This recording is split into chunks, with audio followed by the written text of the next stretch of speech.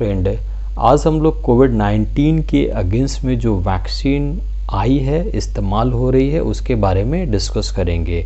अभी immunisation programme में government of India ने 2 वैक्सीन को परमिशन दिया था, कोविशील्ड और कोवैक्सीन, और रिसेंटली अभी एक रशियन वैक्सीन स्पुतनिक V को भी मंजूरी मिली है।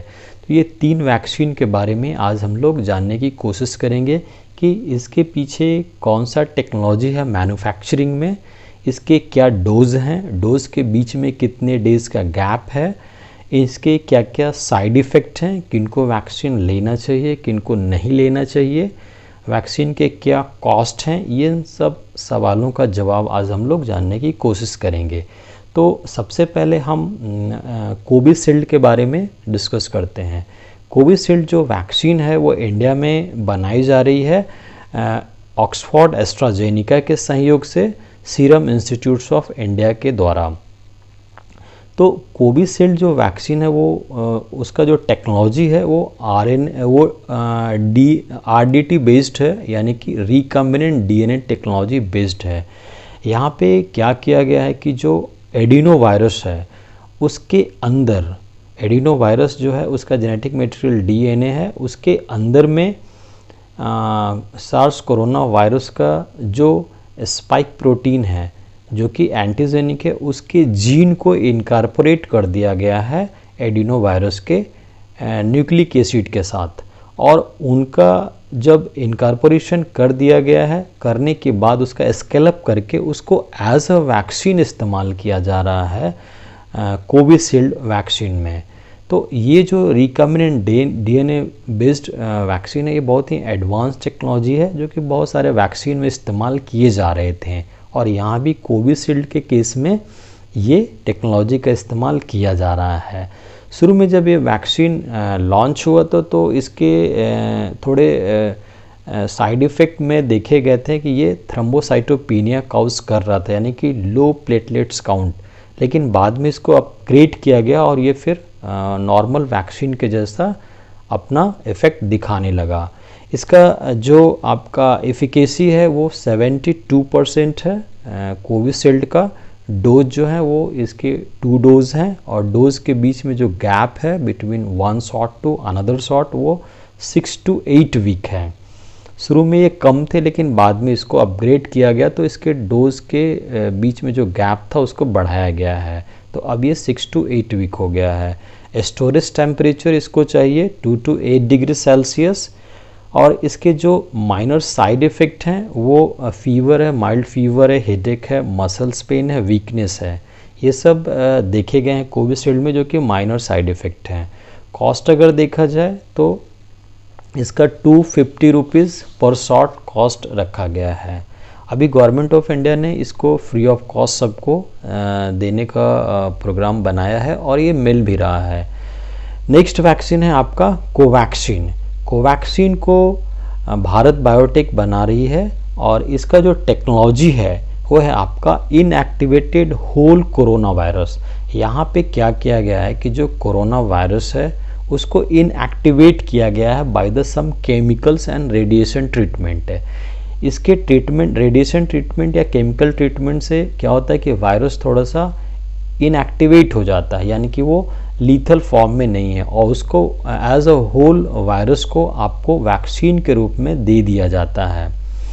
तो इसका जो इफिकेसी है कोवैक्सीन का वो अप्रॉक्स 80% है, यानी कि कोविशील्ड से ज़्यादा है, और इसका भी डोज जो है वो 2 डोज रखे गए हैं, और डोज के बीच में जो गैप है वो आपका 28 डेज है। और इसके जो साइड इफ़ेक्ट देखे गए हैं, माइनर साइड इफ़ेक्ट इसके दिखे हैं, जिसमें माइल्ड फीवर है, हेडेक है, मसल्स पेन है, टायर्डनेस है, ये सब वैक्सीन में इन जनरल देखे गए हैं। और जहाँ पे वैक्सीनेशन किया गया है, यानी कि जो आपका डेल्टॉइड मसल्स है वहाँ पे थोड़ा रेडनेस भी देखने को मिला है जो कि माइनर है। तो आप कोवैक्सीन का भी इस्तेमाल कर सकते हैं अपने वैक्सीनेशन के लिए, और इसका कॉस्ट जो है पर डोज जो है अप्रॉक्स 200 रुपीज़ है। ये भी अभी free of cost government of India का जो इम्यूनाइजेशन प्रोग्राम है उसमें दिया जा रहा है।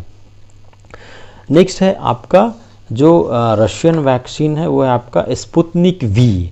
स्पुतनिक वी जो है ये भी एक RDT बेस्ड वैक्सीन है, यानी कि recombinant DNA technology based vaccine है। यहाँ पे भी कोविशील्ड के तरह ही एडिनो वायरस में जो स्पाइक प्रोटीन है कोरोना वायरस का, उसके जीन को इनकॉर्पोरेट कर दिया गया है और इनकॉर्पोरेट करने के बाद उसको स्केलअप करके प्यूरिफाई करके एज अ वैक्सीन आपको दिया जा रहा है। तो स्पुतनिक भी कोविशील्ड के जैसे ही एक वैक्सीन है, लेकिन इसकी जो एफिकेसी है वो 90% है। तो कोविशील्ड से इसका एफिकेसी ज़्यादा है। गैप जो है डोज भी इसके वही हैं, आपको 2 डोज लेने हैं और gap between 1 dose to another dose जो इसके हैं वो 21 डेज हैं। लेकिन इसके एक और स्पेशलिटी है, वो है इसका 2 फॉर्म में अवेलेबल होना। स्पुतनिक वी का एक फॉर्म जो है लिक्विड फॉर्म है, दूसरा है पाउडर फॉर्म जिसको कि हम लोग फ्रीज ड्राइड कहते हैं। तो ये जो 2 फॉर्म में आए हैं स्पुतनिक भी, तो इसका स्टोरेज भी 2 डिफरेंट टेम्परेचर है। जो आपका लिक्विड फॉर्म है उसको आपको -20 डिग्री सेल्सियस पे स्टोर करना है, और जो फ्रीज ड्राइड है यानी कि जो पाउडर फॉर्म है उसको आपको 2 to 8 डिग्री सेल्सियस पे आप स्टोर कर सकते हैं। तो ये इसकी स्पेशलिटी है जो कि कोविशील्ड में नहीं है।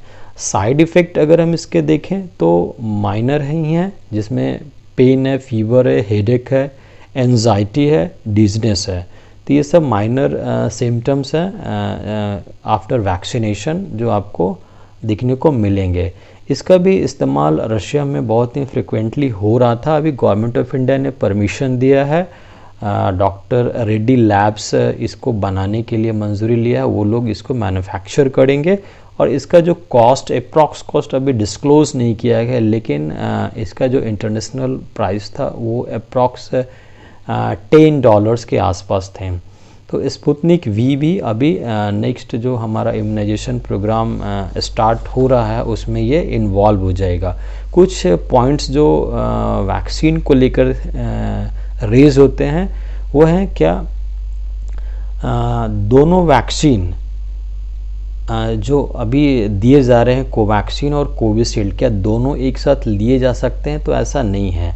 आप जो वैक्सीन शुरू में लिए हैं, अगर फर्स्ट शॉट आपने कोविशील्ड का लिया है तो सेकंड शॉट भी आपको कोविशील्ड का ही लेना पड़ेगा, क्योंकि दोनों का टेक्नोलॉजी अलग अलग है। नेक्स्ट है आपका क्या सारे वैक्सीन सेफ़ हैं? तो हाँ, आप वैक्सीनेशन प्रोग्राम में जाइए, ये सेफ़ हैं, आपको बॉडी को इम्यूनाइजेशन ये प्रोवाइड करेगा। और एक क्वेश्चन और आता है कि अगर आपका कोविड से इन्फेक्शन हो गया है तो हम अगर पहला डोज ले लिए हैं और आफ्टर फर्स्ट डोज हम कोविड से इन्फेक्टेड हो गए तो हम नेक्स्ट डोज कब लें?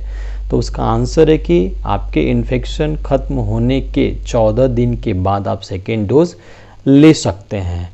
और इसका जो इम्यूनिटी डेवलप होता है वैक्सीनेशन के बाद वो अप्रॉक्स 14 डेज़ ही है। जिस दिन आप वैक्सीन लेंगे उसके 14वें दिन के बाद ही इम्यूनाइजेशन का इफ़ेक्ट आपके बॉडी में दिखने लगेगा। तो यही है कि अगर आपको कोविड का सिम्टम है तो आप वैक्सीनेशन प्रोग्राम को डिले कर सकते हैं। नेक्स्ट जो आपको शॉट लेना है उसमें 14 डेज़ का आप गैप करेंगे। तो ये कुछ क्वेश्चन थे जो कि वैक्सीन कोविशील्ड और कोवैक्स से रिलेटेड थे। अब मुझे लगता है कि ये ब्रीफ इन्फॉर्मेशन आपको वैक्सीनेशन प्रोग्राम के लिए मोटिवेट करेगा। Thank you for watching my YouTube channel. Thank you.